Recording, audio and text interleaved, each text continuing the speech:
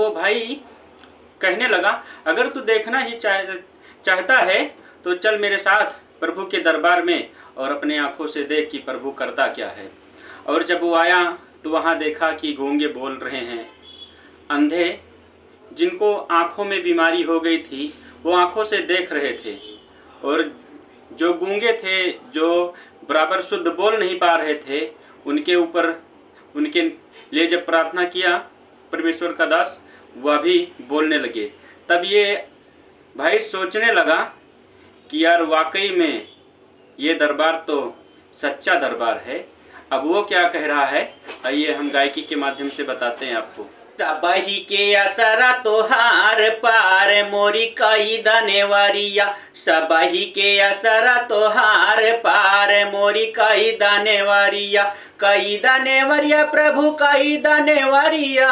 कई दने वरिया प्रभु कई दने वरिया, सबही के असरा तोहार पार मोरी कई दने वरिया, सबही के असरा तोहार पार मोरी कई दने वरिया। नीचे बनैला धरती ऊपर आसमान हो, नीचे बनैला धरती ऊपर आसमान हो, तारों को तू फैलौला तीन का समान हो, तारों को तू फैलौला तीन का समान हो, सबही के हाँ सबही के असरा तोहार पार मोरी कई दने वरिया, सबही के असरा तोहार पार मोरी कई दने वरिया, कई दने वरिया प्रभु कई दने वरिया, कई दने वरिया प्रभु कई दने वरिया, सबही के असरा तोहार पार मोरी कई दने वरिया।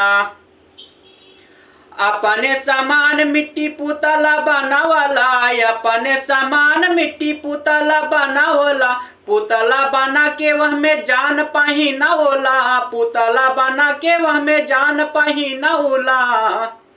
कही गईले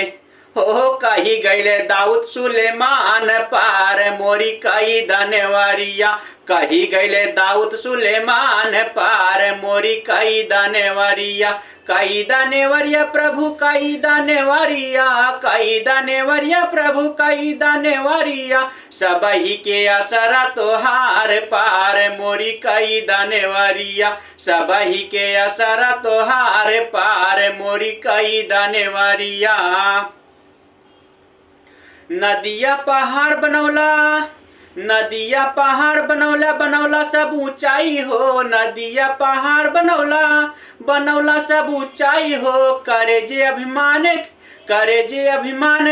ओके नीचवा गिराई हो, करे जे अभिमान ओके नीचवा गिराई हो, सबही के असरा तोहार पार मोरी कई दने वरिया, सबही के असरा तोहार पार मोरी कई दने वरिया, कई दने वरिया प्रभु कई दने वरिया, कई दने वरिया प्रभु कई दने वरिया, सबही के असरा तोहार पार मोरी कई दने वरिया। दीपक करिहे तोरा गुण गान पार मोरी कई दने वरिया, दीपक करिहे तोरा गुण गान पार मोरी कई दने वरिया, कई दने वरिया प्रभु कई दने वरिया, कई दने वरिया प्रभु कई दने वरिया, दीपक करिहे तोरा गुण गान पार मोरी कई दने वरिया, सबही के असरा तोहार